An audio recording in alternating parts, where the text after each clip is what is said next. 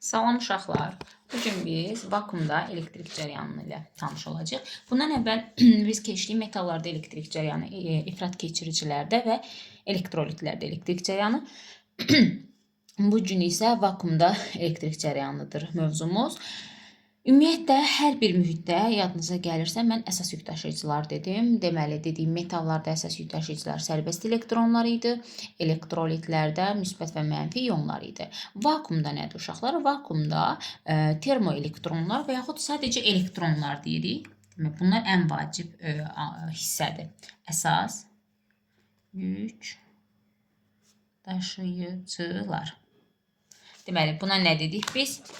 Elektron və yaxud termoelektron da deyə bilər. Bəs bunun səbəbi nədir? Termoelektron deməsi bu, yəni yüklü zərərçiklər termoelektron emissiyası nəticəsində mövcud yarandığı üçün belə deyə bunlara termoelektronlar deyilir. Ümumiyyətlə bu termoelektrik emissiyası hadisəsi nədir? Qızmış metalın səthindən elektronların buxarlanması hadisəsi termoelektron emissiyası adlanır. Və belə təsəvvür edək də uşaqlar. Metalın daxilində mövcud olan sərbəst elektronlar müəyyən orta sürətlə xaotik hərəkət edirlər. Xaotik bilirik ki, qarışıq hərəkətdir. Biz metalı qızdıran zaman sərbəst elektronların xaotik hərəkət sürəti də artır. Yəni bu orta sürətlə hərəkət edilir. Artıq o orta sürət artmış olur. Və əgər belə deyim, elektronlar səthə yaxındırsa, həmişə deyirəm, qabaqda olanlar daha tez tərk edir. Bu da elədir. Əgər səthə yaxın olan elektronların kinetik enerji, yəni yetəri qədərdirsə, onlar artıq metalı tərk edir və nə edir? Çıxır vakuuma. Və bu hadisə adlanır termoelektron emissiyası hadisədir. Və deyir ki, metalın temperaturu nə qədər yüksək olarsa, metalı tərk edən elektronların sayı da çox. Deməli, elektronların sayı metalın temperaturu ilə düz mütənasibdir. İndi burada bir şərt var. Elektronu metaldan qoparmaq üçün sərf olunan enerjiyə çıxış işi deyilir. Biz deyirdik ki, yəni metalı tərk etməsi üçün onun ən az çıxış işinə ya bərabər olmalıdır enerji, ya da çıxış işindən böyük olmalıdır.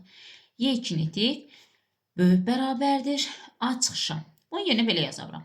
MV kvadrat bölü 2 böyük bərabərdir A çıxışa və yaxud yazaram ki, 2-də 3 KT də qeyd edə bilərəm. O da kinetik enerjinin düsturudur. Olacaq 2-də 3 KT böyük bərabərdir A çıxışı. Belə. Deməli, uşaqlar, burada A çıxış nədir dedik və A çıxışın vahidini və asıllıq qrafiklərinə baxaq. A çıxışın vahidi ya 1 elektrovoltdur, ya da 1 jouldur. Fərq etməz. Elektrovolt bilir ki, 1.6 vur 10 üzəri -19 elə elementar qiymətidir. Və yadda saxlayın, çıxış işi düsturda olan heç nədən, M-dən, V-dən, YK-dan, heç nədən asılı deyil. Yalnız asılı metalın növündən. Bu belə. Və uşaqlar, biz belə deyəm, artıq vakuumda burada cihazlar var. Vakuum diodudur, elektron şüa borusudur. Bunların hər birinin iş, bir də osiloqraf var. Bunların hər birinin iş prinsipi əsaslanır termoelektron emissiyası hadisəsinə. İndi birinci başlayaq vakuum diodundan. Vakuum diodu. İlk öncə uşaqlar bunların şəkillərini bilmək lazımdır, yəni sxematik işarəsini və iş prinsiplərini mütləq bilməliyik. Deməli, sxematik işarəsini bu şəkildə təsəvvür edirik. Həmişə uşaqlara deyirəm, bu saqqallı kişi formasında. Belə, bu da anodumuz. Baxın uşaqlar, bu anoddur, bu anoddur, bu katoddur və bu da çözəlmə telidir. Tamam. Bəs bu vakuum diodu, bu şərti işarədir. Bəs bu nə işə yarayır? Vakuum diodu dəyişən cərəyanı düzləndirir. Bax, dioddur. Düzləndirmək, belə yadda saxlayın, yaxşı. Və burada da vakuum diodunda məsələn sürət var. Deyir ki, anoda çatan elektronların sürəti necədir? Bu düstur əslində sizə tanış gələcək. YU bərabərdir MV kvadrat bölü 2 çıx MV0 kvadrat bölü 2. Yəni kinetik enerjinin dəyişməsidir. Əgər bizə desək ki, V0 sıfırdır, onda olacaq YU bərabərdir MV kvadrat bölü 2 şəklində olacaq. Buradan mən əgər V-ni tapmaq istəsəm, desək ki, V necə asılı, kök altında 2YU bölək M şəklində olacaqdır.